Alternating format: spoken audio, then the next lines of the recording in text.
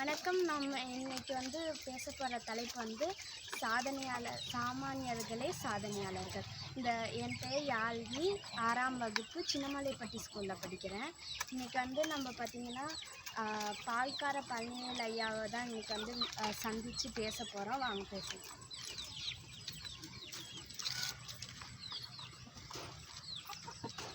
ஐயா வணக்கம். வணக்கம். இன்னைக்கு உங்களுக்கு சில கொஷின்ஸ்லாம் கேட்போம். நீங்கள் ஆன்சர் மட்டும் பண்ணால் போதும். உங்கள் பேர் ஊரெல்லாம் சொல்லுங்கள். சரிதா? பழனிவேல் சின்னமலைப்பட்டி. சவுண்டா. பழனிவேல் சின்னமலைப்பட்டி பச்சிமன் நகர். நீங்கள் இப்போ என்ன தொழில் செஞ்சுட்ருக்கீங்க தாத்தா? கோழி வச்சுருக்கேங்க. வேறு சொல்லட்டுமா?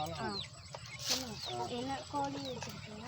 என்ஜிஓ காலனி தேங்காய் ஆப்ரேட்டராக இருக்கேன். சரி தாத்தா. நீங்கள் ஆரம்பத்துலேருந்து இந்த தொழில் தான் செய்வீங்களா? நான் ஆரம்பத்துலேருந்து கோழி வச்சுருக்கேங்க. கோழி, முயல் எல்லாமே வச்சுருக்கீங்க. எத்தனை வருடம்? ஆடு, மாடு, எருமெல்லாம் இருந்தது. இப்போ சும்மா அப்படியே ஒரு இதாக பொழுதுபோக்குக்கோசரம் அந்த கோழி மட்டும் வச்சுருக்கேன். சரிங்க தாத்தா. எத்தனை வருடமாக இந்த தொழில் கோழி வளர்ப்பு செஞ்சுட்ருக்கீங்க? அதெல்லாம் நான் 20 வயசு பையன்கிட்ட செய்யலாம். 20 வயசு பையன். சூப்பர். ஃபஸ்ட்டு நீங்கள் இந்த கோழி வளர்க்கலாம் எப்படின்னு உங்களுக்கு ஐடியா வந்துச்சு? கோழி வளர்க்கலாங்கிற ஐடியா சிக்கன்லாம் போய் எடுத்துங்கன்னா 1 கிலோ 500 ரூபாய்க்கு இருக்கும். நம்மளுக்கு ஒரு கோழி 2 கோழி அதை குஞ்சு அடை வச்சு குஞ்சு வச்சிங்கன்னா அது மிச்சம் ஆகும். மிச்சம் அது அந்த காசு அமௌண்ட்டு மிச்சம் ஆகுது. ஓகே. அதனால் கோழி வளர்த்தனாலே நம்மளுக்கு கறி, எக்கு எல்லாமே கிடைக்கும்னு சொல்லிட்டு அந்த ஐடியாவில் நீங்கள் வளர்த்துனீங்க. ஆமாம். ஓகே. நீங்கள் ஃபஸ்ட்டு நீங்கள் ஆரம்பிக்கும் போது உங்களுக்கு உங்கள் முன்னேற்றத்துக்காக நீங்கள் என்னென்னலாம் பண்ணீங்க? ஃபஸ்ட்டு ஆரம்பிக்கும் போது இந்த முன்னேற்றத்துக்கோசரம் விவசாயம் பார்த்தோம்னு வாழை தோட்டம் போட்டேன், மஞ்சள் தோட்டம் போட்டேன், தக்காளி, கத்திரி, கொத்தமல்லி தழை எல்லாம் போட்டேன். எல்லாம் கொஞ்சம் விவசாயம் பார்த்துக்கிட்டு இப்போ இன்னைக்கு சும்மா அப்படியே சிம்பிளாக இது மட்டும் அப்படியே பார்த்துக்கிட்டு இருக்கேன். சூப்பர் தாத்தா. நிஜமாவே ஒரு நல்ல தொழில் தான் செஞ்சிட்ருக்கீங்க. இன்னொரு கொஷின் கேட்கணும்னு நினைக்கிறேன். ஃபஸ்ட்டு நீங்கள் இந்த தொழிலாம் செய்கிறீங்க. ஓகே. இந்த தொழிலில் உங்களுக்கு என்னென்னலாம் சவால் இருக்குது அதை பற்றி சொல்லுங்கள். சவால் இருக்குதா இல்லையா உங்களுக்கு இந்த தொழிலில்? இருக்குது. செய்யணுங்கிற ஒரு ஆர்வம் தான். இல்லைன்னா எதுக்கு இதெல்லாம் கஷ்டப்பட்டுக்கிட்டு இருக்கணும்? கோழி வளர்க்கணும், முயல் வளர்க்கணும், ஆடு மாடெல்லாம் வளர்க்கணும்னு நினச்சேன். நல்லா செஞ்சுக்கிட்டு இருந்தேன். இன்றைக்கி 60 வயசுக்கு மேலே ஆயிடுச்சு, செய்ய முடியல. அதனால் அதெல்லாம் இல்லை கண்ணு. இப்போ சும்மா ஒரு கோழி ஒரு 10-20 ரூபாய் கோழி, முயல் ஒரு 5-7-8 முயல் அது மட்டும் இருக்குது கண்ணு. அது தலா போய் எடுத்தாந்து போடுறோம். அந்த கோழிக்கு இறை போடுறோம். காலையில் ஒரு தரம், சாயந்தரம் ஒரு தரம் இறை போடுறோம். சரிங்க தாத்தா. நீங்கள் ஃபஸ்ட்டு இந்த தொழிலை ஆரம்பிக்கும் போதுன்னு இல்லை, ஃபஸ்ட்டு நீங்கள் ஆடு மாடு எல்லாம் வளர்த்துனீங்கன்னு சொன்னீங்க. ஆரம்பிக்கும் போது உங்களுக்கு சவால் இருந்ததா? நீங்கள் அந்த சவால்லாம் எப்படி நீங்கள் எல்லாம் விலக்கி எப்படி வந்தீங்க நீங்கள் இந்த இடத்துக்கு? அந்த சவாலை எதிர்கொண்டு எப்படி ஜெயிச்சு வந்தீங்க?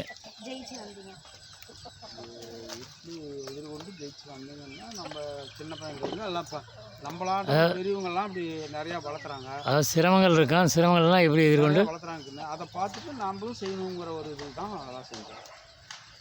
சரிங்க. நீங்கள் இந்த தொழில் செய்கிறீங்க. இன்னும் இனிமேல் வர ஜென்ரேஷனில் இந்த தொழிலை பற்றி உங்களுக்கு ஏதாச்சும் ஐடியாஸ் இருக்குதா? இப்படி செய்யலாம் அப்படி செய்யலான்னு ஏதாச்சும் ஐடியாஸ் இருக்குதா? அதை பற்றி கொஞ்சம் பகிர்ந்துக்கலாம். இருக்குது. அந்த ஐடியாலாம் நிறையா இருக்குது. முடியல, கால் வலிக்குது, நோயால் வலிக்குது. அது வயசானா அப்படி வர்றது தான். அதெல்லாம் ஆசையெல்லாம் நிறையா இருக்குது. கோழி இப்போ தான் இந்த ஃப்ளாட்டில் வேலி போட்டிருக்கோம். ஒரு 100 கோழி 50 கோழி வளர்க்கலாம். 4 நிமிஷம் ஆயிடுச்சு. ஒரு ஆசை இருக்குது. முடியல. அதனால தான் சும்மா அப்படி சிம்பிளாக மட்டும் வச்சுக்கணும். சரி. இந்த கோழிகளுக்காக மற்ற விலங்குகளுக்காகவும் நீங்கள் உங்கள் டைம் ஸ்பெண்ட் பண்ணுறீங்க. அதனால் காலையிலேருந்து சாயந்தரம் வரைக்கும் நீங்கள் என்னென்னலாம் செய்வீங்க இதுங்களுக்காக?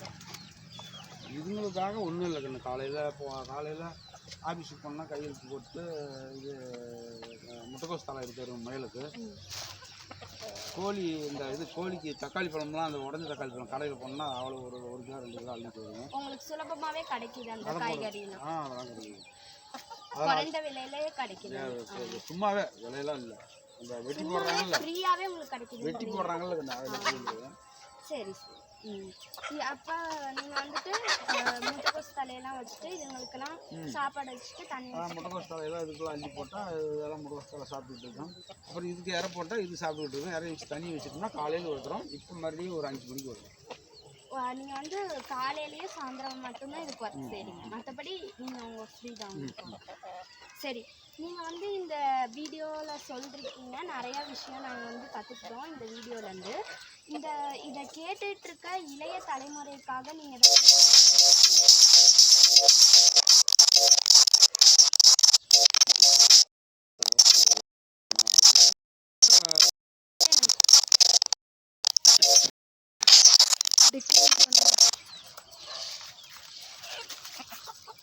சரி சொல்லுங்கள், இந்த இளைய தலைமுறைக்காக நீங்கள் என்ன சொல்லணும்னு நினைக்கிறீங்க? என்னன்னா அவங்கெல்லாம் ஸ்கூல் போகிறாங்க, வேலைக்கு போகிறாங்க. அப்படி காலையில் அவங்க ஒரு 10 மணிக்கு கோழி வச்சுருக்கலாம், ஒரு முயல் வச்சுருக்கலாம். காலையில் அதை ஒரு இறை போட்டு போகலாம், மறுபடியும் ஸ்கூல் விட்டுட்டு மறுபடியும் கூட ஒரு செய்யலாம். ஒரு ஜாலியாக நல்ல ஒரு டைம் பாஸ் ஆகும். சரி, இந்த வீடியோவுக்கு வந்து எங்களுக்கு வந்து டைம் எடுத்து நீங்கள் வந்து சொன்னதுக்கு ரொம்ப நன்றிங்க. ரொம்ப நன்றி.